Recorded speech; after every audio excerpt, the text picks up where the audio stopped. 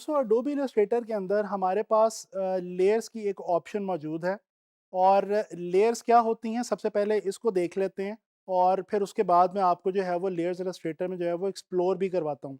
अच्छा, आम तौर पे मेरी एक पर्सनल ऑब्जर्वेशन है कि लोग सीखते हुए सॉफ्टवेयर को लेयर्स से बहुत ज़्यादा घबराते हैं। हालांकि इसकी बिल्कुल भी कोई ऐसी ज़रूरत नहीं है घबराने की। लेयर्स बहुत ही सिंपल सी चीज़ है। देखिए दोस्तों, लेयर्स का सिंपल कॉन्सेप्ट ये है कि ये बेसिकली, जिस तरह अब अगर मैं आपको एग्जांपल दूं कि ये एक लेयर है, मेरा एक हाथ है, ये इसके ऊपर एक और लेयर है और फिर ये एक और लेयर, और इस तरह सो एंड सो ये लेयर्स एक दूसरे के ऊपर चलती जाती हैं। जिस तरह से किसी भी बिल्डिंग की कई सारी मंजिलें होती हैं, तो वो बेसिकली उसकी लेयर्स जो है वो हम उसको कंसिडर कर सकते हैं।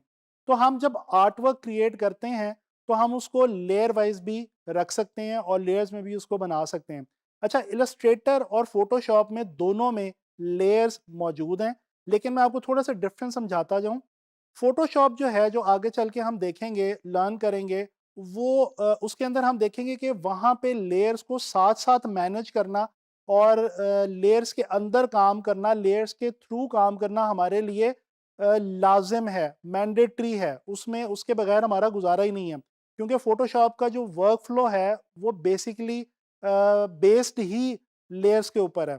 लेकिन इलस्ट्रेटर के अंदर हमें ये सहूलत है कि ये यहाँ पे हम अगर लेयर्स खुद से ना बनाएं, ना मैनेज करें, तो भी हमारा काम जो है वो डिस्टर्ब नहीं होता।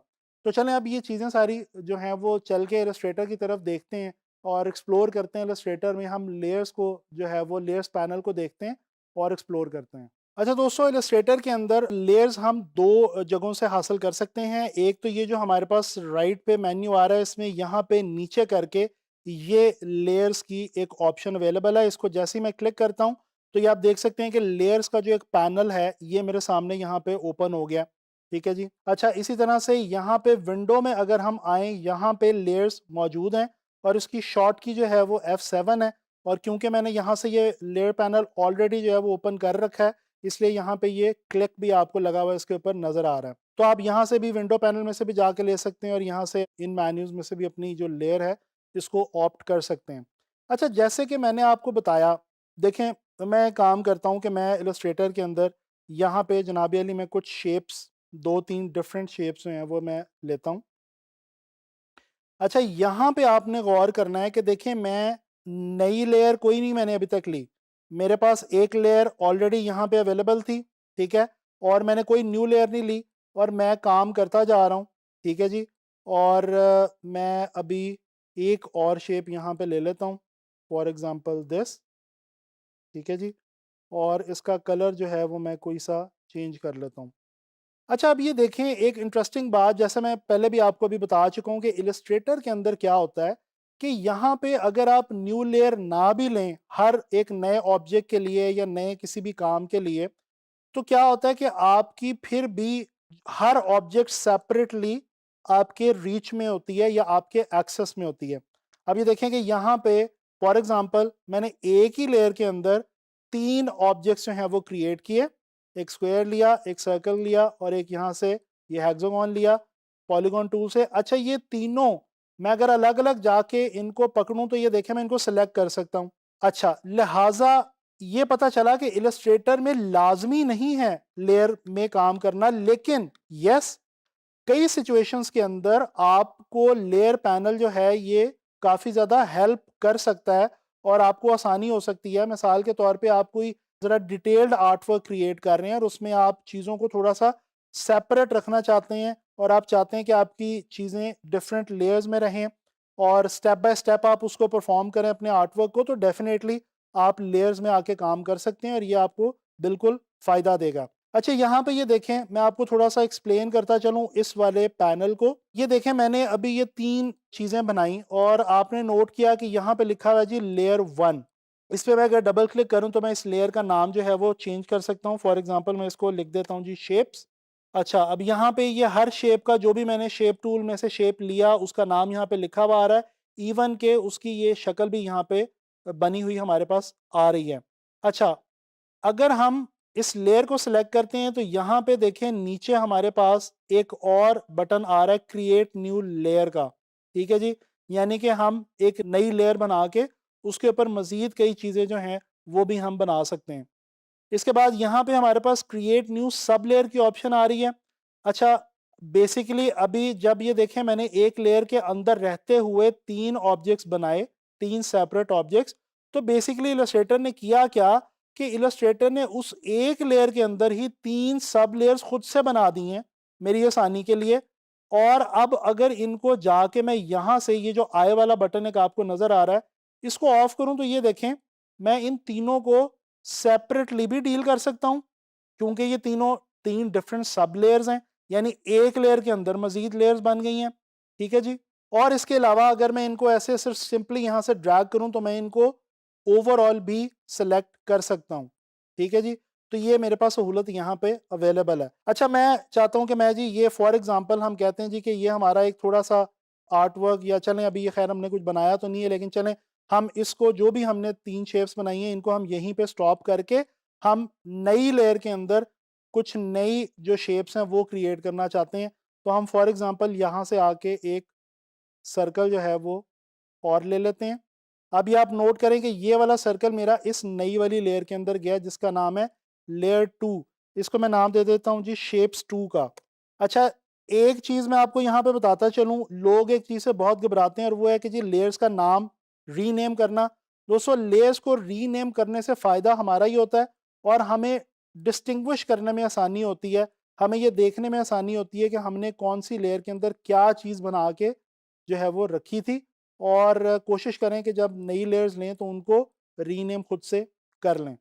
अब ये देखें जी ये हमारे पास नई लेयर के अंदर ये अलग से हमारे पास ये ऑब्जेक्ट्स आ गए हैं और ये हमारे पास अलग से एक लेयर के अंदर आ गए हैं। तो हम बेसिकली इन सारे ऑब्जेक्ट्स को ऑन दी होल इकट्ठा भी डील कर सकते हैं इलस्ट्रेटर में, और हम अगर इनको 2 सेपरेट लेयर्स के तौर पे भी अगर डील करना चाहें, कोई भी अमल इनके साथ करना चाहें, तो वो हम अलग-अलग भी कर सकते हैं। ये अलग-अलग लेयर्स में हमारे पास यहाँ पे मौजूद हैं।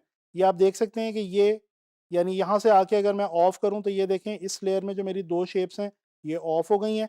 इसी तरह से ये मैं आपको पहले ही करके दिखा चुका हूँ ऑफ। ठीक है जी। तो ये हमारे पास एक सहूलत यहाँ पे आ जाती है। अच्छा, फॉर एग्जांपल अगर मैं इस लेयर को डिलीट करना चाहूँ तो यहाँ पे ये मेरे पास डिलीट सिलेक्शन का बटन है।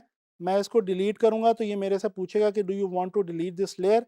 यस करूँगा तो ये देखें वो जो नई लेयर बनाई थी और उसके अंदर जो हमने ऑब्जेक्ट्स लिए थे वो डिलीट हो चुके हैं इस वक़्त। ठीक है जी। अच्छा, यहाँ पे देखते हैं कुछ और ऑप्शंस हमारे पास जो अवेलेबल हैं। ज़रा इस फ्लाई आउट बटन पे जाते हैं और इस पे क्लिक करते हैं। ये देखें एक तो न्यू लेयर की ऑप्शन आ रही है।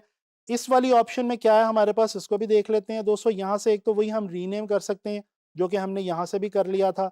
इसके अलावा हम यहाँ पे इसका कलर दे सकते हैं। ठीक है जी। ये कलर जो है ये यहाँ पे आप देखें ये आपको ग्रीन और ब्लू 2 कलर्स नज़र आ रहे हैं, क्योंकि बाय डिफ़ॉल्ट जब कोई लेयर बनती है तो इलस्ट्रेटर आमतौर पे उसको यहाँ पे ब्लू कलर देता है और ये ब्लू कलर यहाँ पे आपको बाउंडिंग बॉक्स पे भी नज़र आ रहा होता है।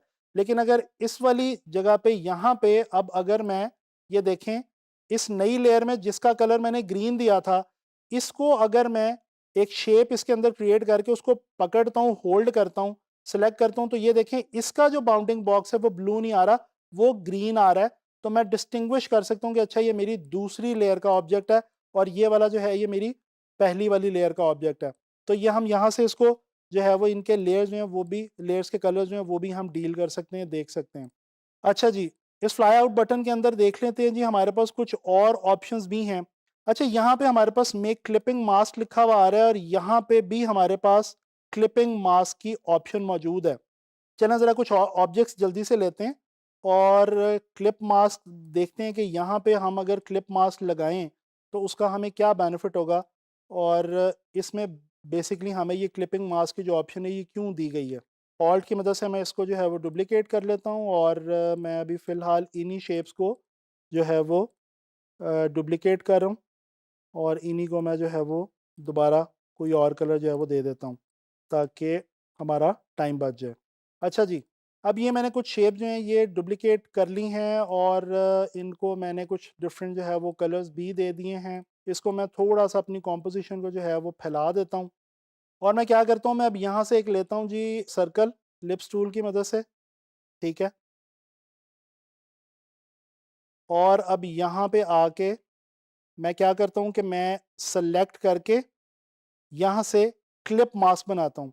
अच्छा ये देखें दोस्तों, क्लिप मास्क तो हमारा बन गया है, लेकिन यहाँ पे एक बड़ी जो इंटरेस्टिंग हमारे पास चीज़ आती है क्लिप मास्क के हवाले से, वो क्या आती है, जब आम तौर पे हम क्लिप मास्क बनाते थे तो ये हमारे पास पूरी शेप नहीं आ रही होती थी।